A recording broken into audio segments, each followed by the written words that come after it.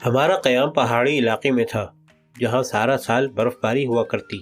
ہمارا میس ایسا تھا جہاں سب کچھ ممکن تھا اور اکثر وہ سب کچھ ہو بھی جایا کرتا تھا۔ میس کے باغیچے میں جگہ جگہ لکھا تھا، براہ کرم گھاس پر چلیے، پھول ضرور توڑیے، شکریہ۔ باہر دروازے پر لکھا تھا، کتوں کو لانا منع تو نہیں ہے، لیکن ہمارے یہاں پہلے ہی بے شمار کتے اور بلیاں موجود ہیں۔ اس نوٹس کو پڑھ کر ایک مرتبہ ایک حساس کتا واپس چلا گیا تھا اور ہمیں اسے منع کر لانا پڑا۔ ایرانی بلیاں اتنی موٹی ہو گئی تھیں کہ دور سے کتے معلوم ہوتی تھیں اور کئی کتے تو ان سے ڈرتے بھی تھے۔ کمروں کے باہر کئی جگہ لکھا تھا، خاموش، ہرگز مت رہیے، عنایت ہوگی۔ میس میں ہر وقت دھما چوکڑی رہتی۔ کئی حضرات شغل کے طور پر بڑھئی کا کام سیکھ رہے تھے۔ چند حضرات بڑی ہیبتناک آواز کے ساز بجایا کرتے۔ ہر کمرے میں ریڈیو یا گراموفون ضرور تھا، اور پھر کتوں اور بلیوں کا آپس میں تبادلہ خیالات، شکر رنجیاں اور خفگیاں، پالتو پرندوں کا شور۔ میس میں ہم 40 کے قریب تھے، لیکن ہماری پارٹی کے صرف 7 ممبر تھے: موڈی، ہف، شارٹی، بل، پوزی، فیٹی اور میں۔ پہلے میں ایک بڑے سالے کمرے میں رہا کرتا تھا، جس میں ایک صاحب رات کو سوتے سوتے بولا کرتے تھے، دوسرے صاحب سوتے سوتے ان کی باتوں کا جواب دیا کرتے۔ وہ کمرہ میں نے تبدیل کر لیا اور موڈی کے کمرے کے قریب چلا آیا۔ اسی ہفتے موڈی اور میں دوست بن گئے۔ ہوا یوں کہ میں کھانا ختم کر چکا تھا اور میرے سامنے موڈی بیٹھا تھا۔ میں نے پوچھا، اگر میں سگریٹ پیوں تو اسے برا تو نہیں معلوم ہوگا؟ اس نے مسکرا کر کہا، برا تو بعد میں لگے گا، پہلے ایک سگریٹ مجھے بھی دو۔ رات کو ڈنر کے بعد گانے گائے گئے۔ موڈی نے ایک عجیب سا گانا شروع کیا، جس کے شروع کے بول تھے، کاش کہ میں ایک کینگرو ہوتا۔ اس گانے میں کسی نے اس کا ساتھ نہیں دیا۔ اس نے میری طرف دیکھا اور میں نے فوراً گانا شروع کر دیا۔ باقی کے 5 دوست ناشتے پر دیر سے آنے کی وجہ سے بنے۔ ہم ساتوں ناشتہ دیر سے کیا کرتے۔ ملازموں کو انتظار کرنا پڑتا اور وہ ہم سے کافی تنگ آئے ہوئے تھے۔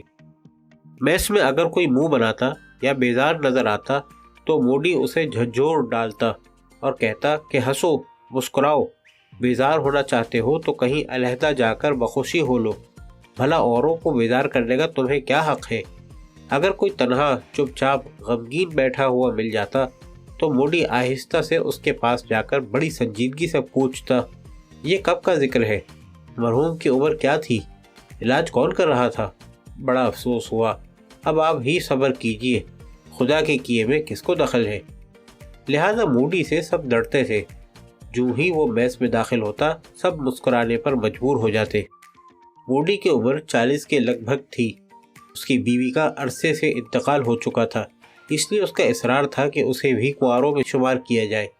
وہ کہا کرتا کہ میرا تبادلہ بہت جلد ہو جاتا ہے، ابھی کہیں سے آیا ہوں، کسی لڑکی سے الگ سلیگ ہوتی ہے، فوراً کہیں تبادلہ ہو گیا۔ ان لگاتار تبادلوں کی وجہ سے میں دوبارہ شادی نہیں کر سکا۔ اس کے چہرے پر ہر وقت مسکراہٹ رہتی، اور مسکراہٹ بھی ایسی جیسے وہ باقاعدہ ہنس رہا ہو۔ سب کا خیال تھا کہ موڈی سوتے ہوئے بھی مسکراتا رہتا ہوگا۔ وہ سر میں مانگ نکالتا تھا اور وہ مانگ 6 انچ چوڑی ہوتی، کیونکہ وہ فارغ البال تھا، یعنی سر سے بال غائب تھے۔ صبح صبح ناشتے کی میز پر موڈی ہمیں دیکھ کر کہتا، کل اتوار تھا، آج پیر ہے، کل منگل ہوگا اور پرسوں بدھ۔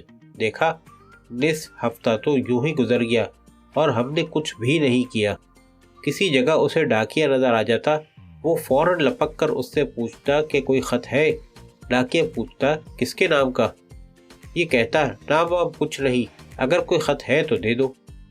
موڈی میس میں بیٹھ کر یونوفیم بجاتا، ایک بہت بڑا سا بے ڈھنگا ساز جس کو جسم کے چاروں طرف لپیٹ کر زور سے پھونک مارتے ہیں تو بڑی بھدی اور بے سری آواز نکلتی ہے۔ سب کے سب اس ساز سے تنگ آئے ہوئے تھے، لیکن موڈی کا یہ محبوب ترین ساز تھا۔ وہ کہا کرتا کہ یہ ایک ایسا ساز ہے جس کو نومشق اور استاد ایک ہی طرح بجاتے ہیں۔ ٹچ کا خیال یہ تھا کہ کچھ ساز یونوفیم سے بھی برے ہیں، اور وہ ہے 2 یونوفیم۔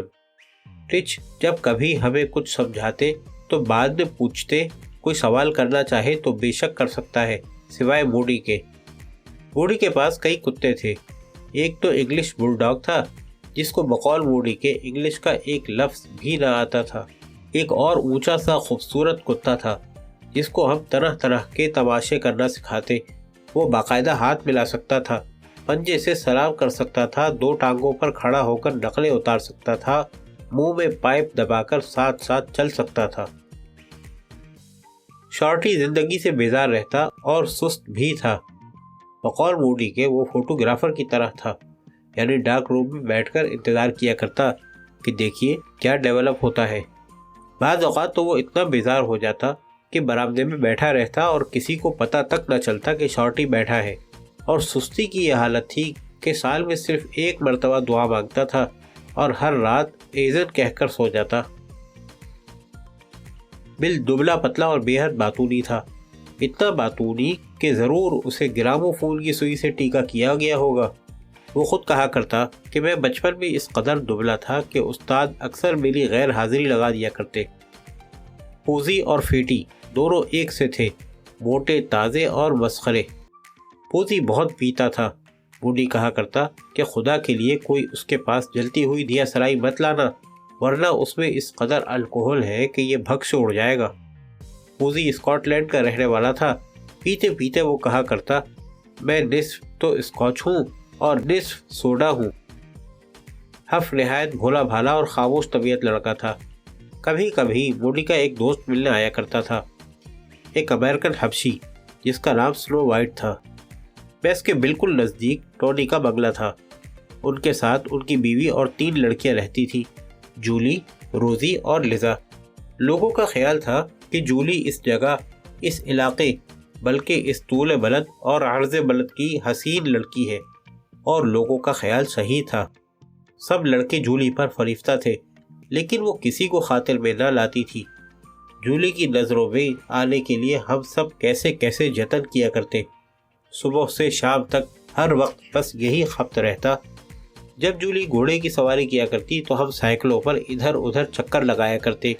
وہاں اور گھوڑے تھے تو صحیح، لیکن کمبخت اتنے اونچے تھے کہ ان پر سواری کرنے سے پہلے پیراشوٹ باندھنے کی ضرورت محسوس ہوتی تھی۔ پھر ایک روز عجب تماشا ہوا۔ میں کلب کے تالاب میں تیر رہا تھا اور وہ کنارے پر آ بیٹھی، کچھ دیر تک دیکھتی رہی۔ اسے دیکھ کر میں نے خوب تیرنا شروع کر دیا۔ اسے میرا اسٹائل بہت پسند آیا۔ بولی ٹارزن کی فلموں میں بالکل یہی اسٹائل ہوتا ہے۔ میں نے کہا یہ تو بہت آسان ہے، اگر تم چاہو تو چند دنوں میں سیکھ لو گی۔ اگلے روز سے میں اسے سکھانے لگا اور سب حضرات جل بھن کر کوئلہ ہو گئے۔ سحپہر کو میں دھوپ میں کھڑا ہو کر شیشے سے سورج کی کرنیں جولی کے کمرے میں پھینکتا اور وہ چلی آتی۔ جب ہم تیرتے تو بقیہ حضرات کنارے پر کرسیاں بچھا کر بیٹھ جاتے۔ کئی ایک تو تیرتے بھی، لیکن عجب اوٹ پٹانگ طریقے سے۔ جولی کو جو اسٹائل ایک مرتبہ پسند آیا وہ پسند رہا۔ میں نے وعدہ تو چند دنوں کا کیا تھا، لیکن ہفتے گزر گئے اور ابھی دوسرا سبق تھا۔ ایک اور کنبا بھی ہمارے نزدیک ہی رہتا تھا، سندرم کا کنبا۔ سندرم جنوبی ہند کے تھے۔ ان کی 3 لڑکیاں تھیں اور ایک لڑکا جو کہیں باہر تھا۔ ہمارے میس میں ایک لڑکا اپونم جنوبی ہند کا تھا۔ وہ ہر وقت سندرم کی منجلی لڑکی راج کا ذکر کیا کرتا۔